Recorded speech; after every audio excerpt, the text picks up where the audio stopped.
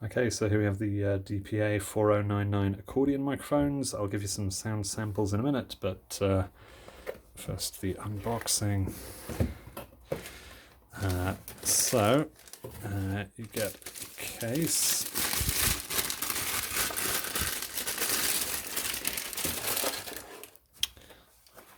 Very nice. And inside there are the two microphones, and then underneath, I think this kind of comes out. With a handy pull tab there. That's the cable coming from each. Those are attached, but I think they do detach. Yeah, they unscrew. And in this little pocket behind here, two mysterious black circles. These are the XLR adapters. We've got two of these. The extensions, if you want to make the gooseneck a bit longer. And this is the actual attachment that you can sort of permanently attach to your instrument, so that then you can just clip the mics on when you want them. Two of each of those, obviously. Same again. And then there's another pocket at the front. We've got a smaller sort of pencil case type case, if you want to use that to carry it around in. And warranty card or something. Okay, so that's what's in the case. Let's have a go with the microphones. These things that are kind of free drifting on them, they slot over the attachments once it's on the instrument, but I'll show you that in a moment. Okay, so these attachments that hold the microphones, the idea is you can permanently attach these to your instrument and then just clip the microphones in when you want to use them. They come with 3 different size screw holes, and I think the idea is that if there's already an existing screw somewhere on your instrument that you can remove and then put back through one of those holes, then you won't need to make any new holes in your instrument, which never very keen to take a drill to a nice instrument. I've tried similar things like this in the past with these screws on the grill. And the trouble usually is that they're only just long enough in the first place. So once you screw it back through there and you're losing maybe 2 or 3 millimeters of the screw going back through, it's not actually going to hold once you've screwed it back into place. What I'm hoping I can try on this one is I've got one of these old Castagnaris that has the logo screwed onto the front. So I'm hoping that if I remove one of these, I'll be able to use that screw to attach my mic, hopefully. Okay, so smallest hole that'll go through is the middle one. Let's try and screw that back in and just see if that'll hold in place.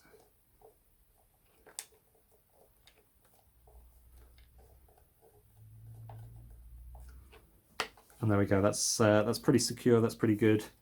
I think that's on tightly enough. Yeah, that's really firm. I have slightly shortened my Castagnari logo to Castagna, I think hopefully people will still recognise it. Okay, and on the bass end, let's have a look. I think it's going to have to be one of the feet, and then the foot may have to stay off, which, yeah, it's maybe not ideal. I'll obviously have to rethink about this later if I'm going to stick with these mics.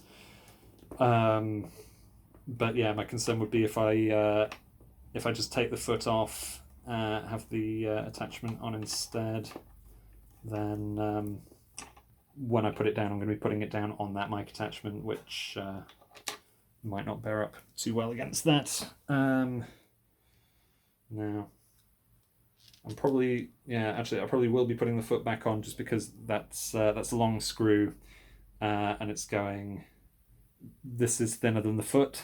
So if I screw it back in, I'm going to be deepening that screw hole, and I don't know how advisable that is. So let's go with this for now, which again makes the problem of setting it down on its feet a bit worse even, but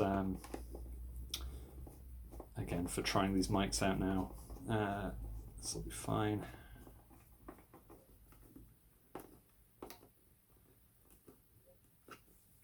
Okay, so there we go, that is firm.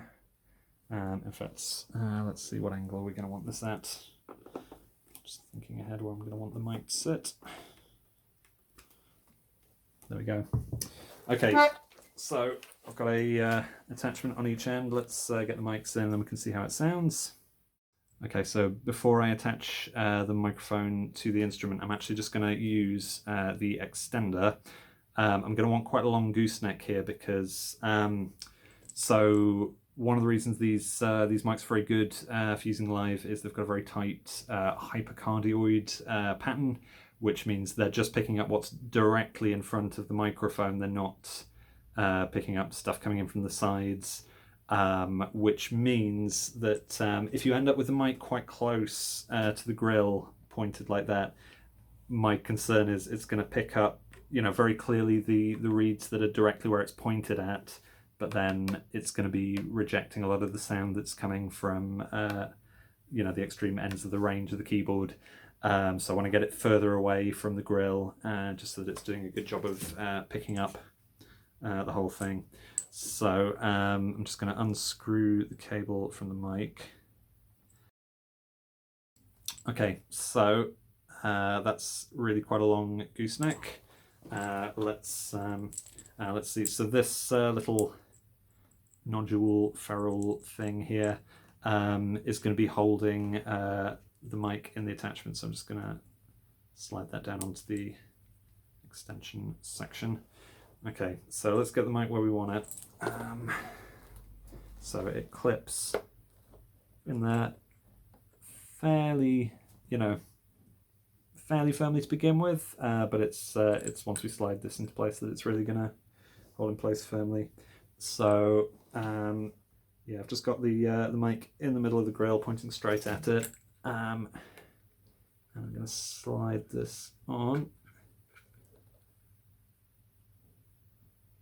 and that holds that in place really quite firmly. And then the bass end mic, I don't think I am going to need an extension because when miking up the bass end, what I'm usually going for is just to get the mic really close, pointing straight in through one of the holes in the grill. So this will be fine the length it is. In fact, yeah, I'm not even going to use most of this gooseneck. It's going to be poking out the bottom. Which, yeah, just again, while we're noting, so we talked about how it's, you know, potentially a problem where I've attached this on the foot. This would also be a problem now because, so this being attached to the foot means I can't set the box down on its feet the way you'd usually set it down. When I have something attached to this end anyway, like a mic, that means I can't put it down that way. If I need to put it down at a gig, I'm usually putting it down, you know, this way up. And that would obviously not be great with this gooseneck attached.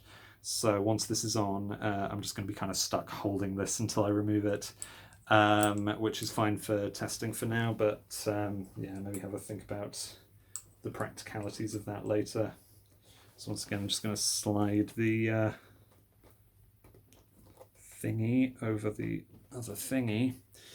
And then, yeah, the gooseneck is good. It's like, you know, I feel like I can reposition this as I want, but it's going to be held quite firmly in place once I've got it where I want it.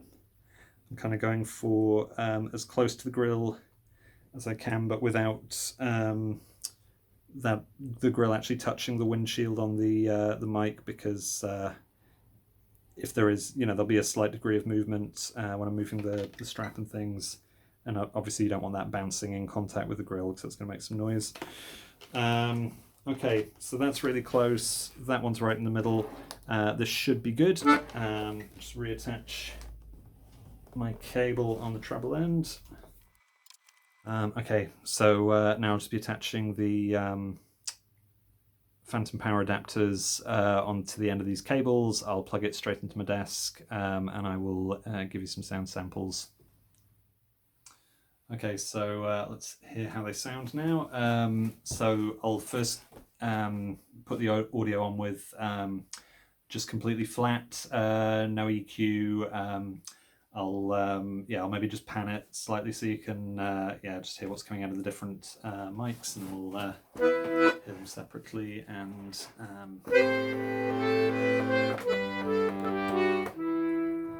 so on from that. Okay, here we go.